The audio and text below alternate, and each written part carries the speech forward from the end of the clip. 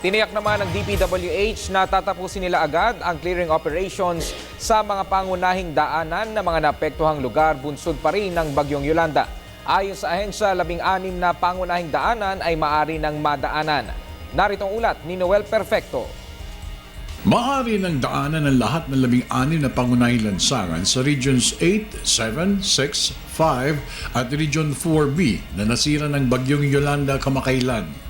Ayon kay DPWH Secretary Rogelio Singson, first objective ng kagawaran ay malinis at maisaayos ang lahat ng mga lansangan sa 5 rehiyon upang magamit sa pagpapadala ng mga relief goods sa mga biktima ng pananalanta ng Bagyong Yolanda.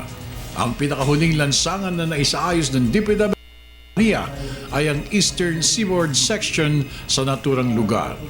Inamin ni Singson na medyo nabalam ang kanilang pinatutupad ng clearing operation sa mga lansangan, bunsod na rin ng mga nakahambalang at nakaharang na mga utility lines o power lines ng communications firms.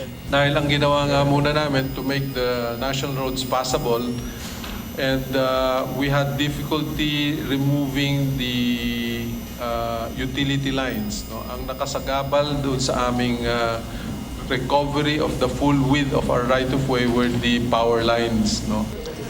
Sa ngayon, lahat ng mga binuksang lansangan ay maaari ng daanan ng mga dump trucks at iba pa mga heavy equipment. Ipinagmalaki rin ni Singson na lahat ng mga clearing operations sa roads at bridges ay matatapos sa loob ng 3 hanggang 4 na araw.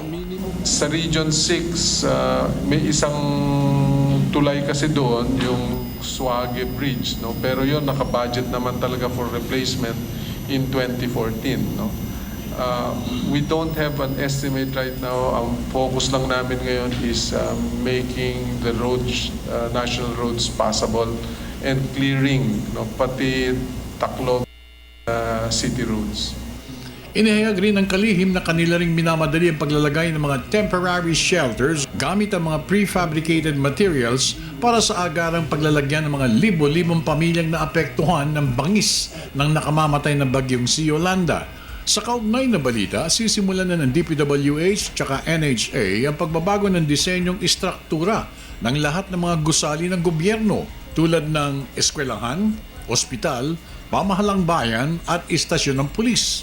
Ito ay matapos na mismo ang Pangulong Benigno Aquino III ang pumansin sa mahinang structural design ng mga buildings ng pamahalaan nang makatikim ng lakas at bagsik ng pananalanta ng bagyong si Yolanda lately.